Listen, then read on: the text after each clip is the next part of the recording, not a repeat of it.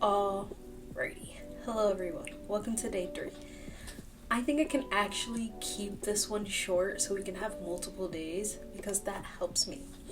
But it's day 3, so we are reading Romans chapter 2 verses 1 through 11, and that is the section we are on. Actually, I think I need to tilt this down a little bit.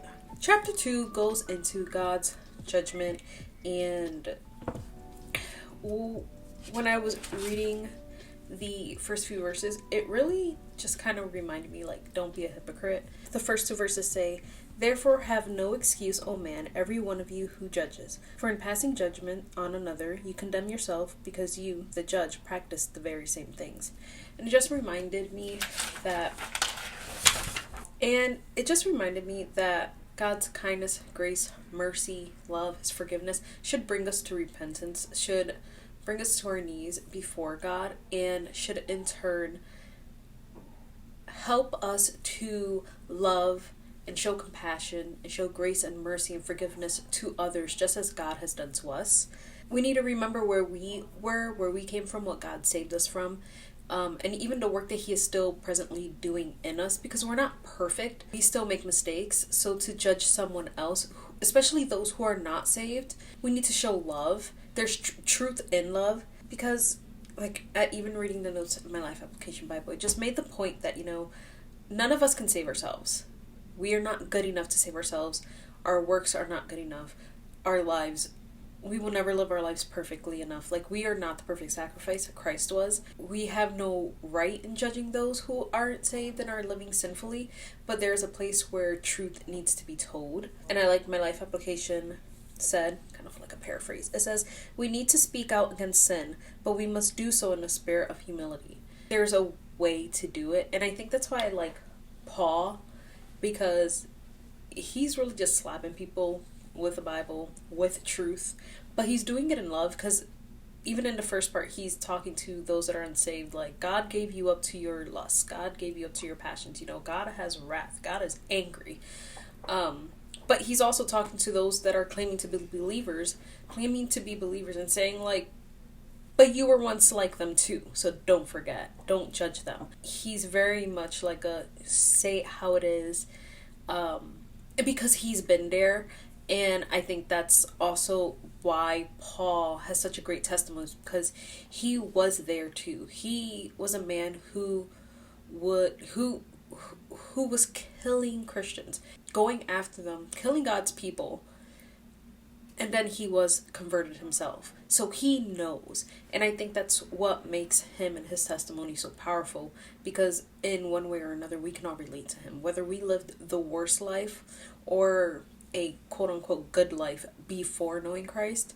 None of us were perfect, so we should display that same kind of grace and mercy that God has given us. And that's the first part of those verses. And then after the second verses, verses 6 through 11, what stuck out to me, because I never thought of it that way, or this way, it says, verse 6 and 7, "He will render to each one according to his works.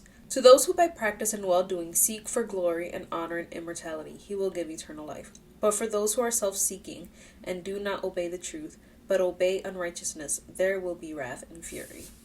And what I like that my life application Bible mentions, because I think it's easy for us to look on to the world and see how they're living, and kind of like this carefree, I have no consequences type of life, or even Christians that have backslidden, and we're like, God, why aren't you convicting them?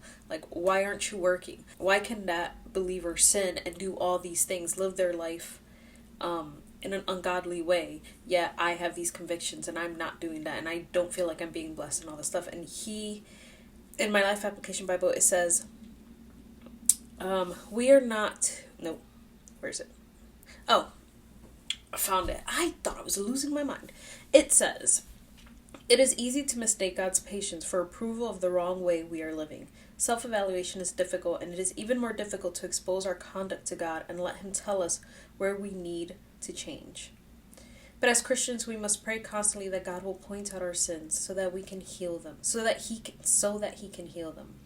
Unfortunately, we are more likely to Unfortunately, we're more likely to be amazed at God's patience with others than humbled at his patience with us. And that hits home. I feel like that is such a big thing and a big burden a lot of us Christians have, especially if you're trying to live righteously, because we can see others, we're like, God, convict them, and he's working. And it may not be in the way that we think it should be done. He's working patiently. He's not ignoring their sin.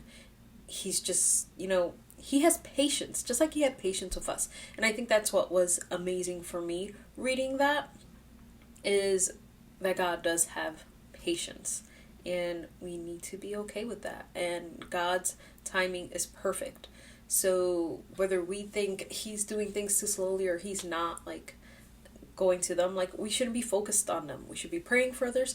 We should be praying for them to return, for them to get saved, all that things, sharing truth. But we also should be reflecting in our own hearts and asking God to reveal our sin, to reveal anything that we're doing wrong, to reveal weaknesses and struggles that we have, so he can heal us and he can continue to do a work in us as he is doing a work in others in his timing, because that is important. His timing is good, and his definition of good is different from us. And I think those are two very important things to remember. And with that, I will chat with you guys tomorrow, because that is the end of, today's verses.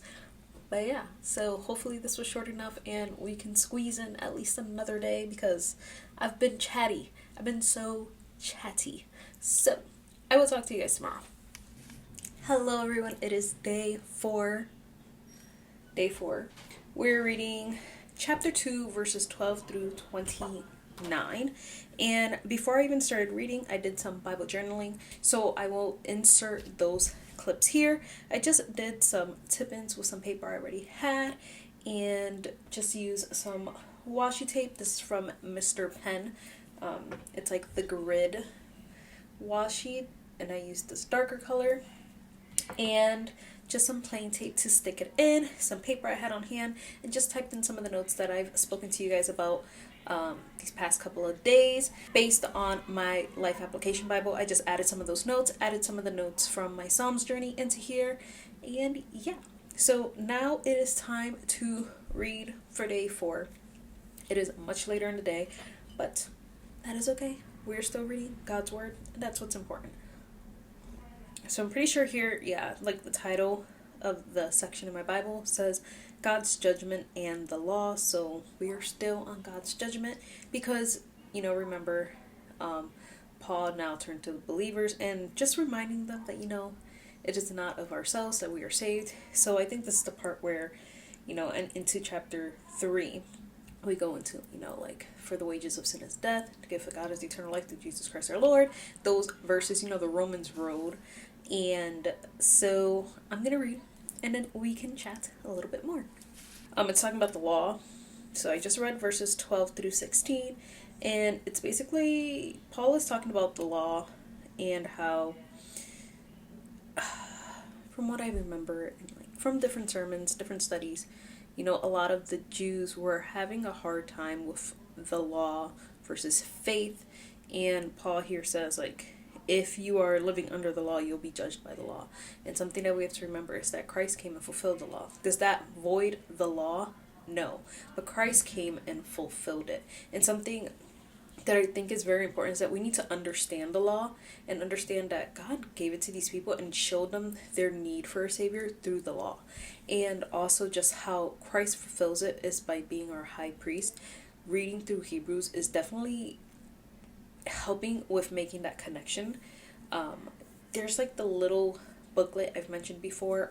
I don't have it with me, but I would put up a screenshot so you guys can see. It's called Seeing Christ in Hebrews, and it just shows how Christ is our high priest. It's a really small book. It's like 30 or 40 pages, and it just quickly connects Christ and whatever like Hebrews already says. It's like an overview of Hebrews, so you can get kind of like a better understanding of how the Old Testament laws relate to Christ and how God was setting it up for Christ to be our high priest. So it's not that the law is just like void, but the law is fulfilled through Christ. At the end of 16 it says, on that day when, according to my gospel, God judges the secrets of men by Christ Jesus. And Christ is such a big, well, he is our salvation. I was going to say he's a big part of it, but he's the whole thing. He is the whole part of salvation. And once you start connecting the Old Testament to the New Testament, like, you see it much more clear.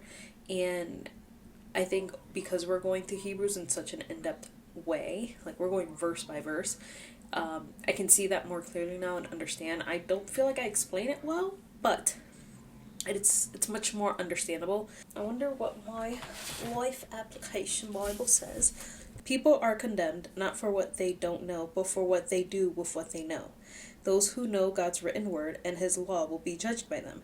Those who have never seen a Bible still know right from wrong, and they will be judged because they did not keep even those standards their own conscience dictated. God's law is written within them. Let me continue reading, and we will keep chatting. I'm just going to keep the camera on because at this point I'm just chatting and reading. I'm trying to understand everything Paul's saying because sometimes he speaks and I get lost. What you preach against? Okay, so it's talking about, like, kind of still the same, like, are we being hypocrites? So here he's saying, despite their knowledge, I'm in my life application Bible, Paul continues to argue that all stand guilty before God. After describing the fate of the unbelieving pagan Gentiles, he moves to admonish God's people. Despite their knowledge of God's will, they are guilty because they too have refused to live by it. Those of us who have grown up in Christian families may know what God's word says, but Paul says that if we do not live up to what we know, we are no better than the heathens. And then it says that these verses are scathing criticism of hypocrisy. It is much easier to tell others how to behave than to behave properly ourselves. It is easier to say the right words than to allow them to take root in our lives. That is very true. That also goes back in terms to the judging, like how often are we judging others but not, like, seeking God's correction in our own life. Oh, and then he ends it by talking about, like, circumcision, because I guess that was like a big issue. It's like, you know, obeying the law in that sense. And I think that's what God shows us with Christ, is that it starts inward and outward. I mean, inward and then outward. So here it says, but a Jew is one inwardly, and circumcision is a matter of the heart, but the spirit, not by the letter. His praise is not from man, but from God. In my life application Bible, it says, circumcision refers to God's special covenant with his people, and it was a requirement for all Jewish men. We also have to remember that when God chose the Israelites, he chose them to be set apart. He chose them to be his people, to show the rest of the world that God was great, that he is who he says he was. He is who he said he is.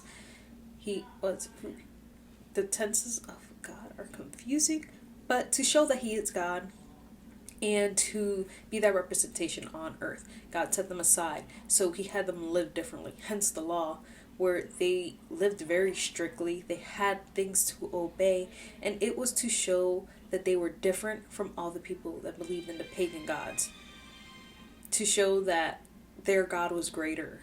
And that was a big reason. The rest of my life application Bible says, according to Paul, being a Jew, being circumcised, meant nothing if the person didn't obey God's laws.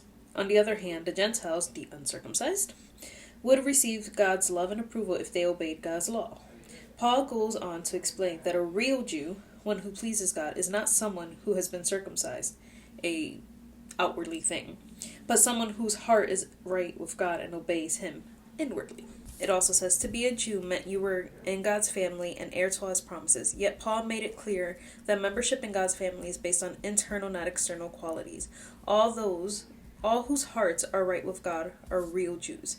That is part of God's family. Attending church or being baptized, confirmed or accepted for membership is not enough. Just as circumcision was not enough for the Jews. What God desires is our devotion and obedience. And that is very true. I think we can put on a great show. We can do the right things, say the right things, look the part. But if inward there's no change, then who are you really doing it for? Who are you putting on this act for? When we have Christ, there's change that takes place. There is, God's word His power, it's life-giving. And that's why it's like, you know, it says the old man is dead, the new man, the new creature, we're new creatures, and it's because we have been changed. We have been,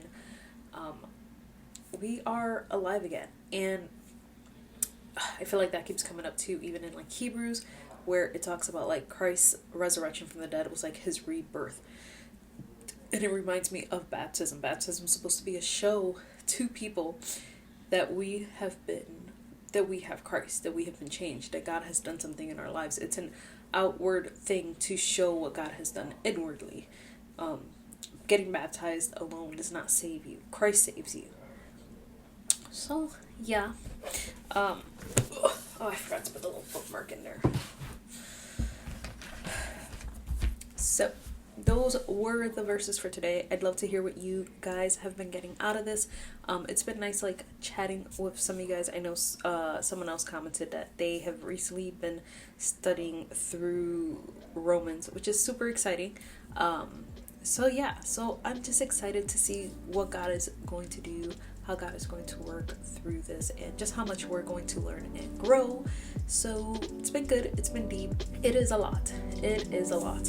So I hope you guys are enjoying it, and I will see you guys in my next video.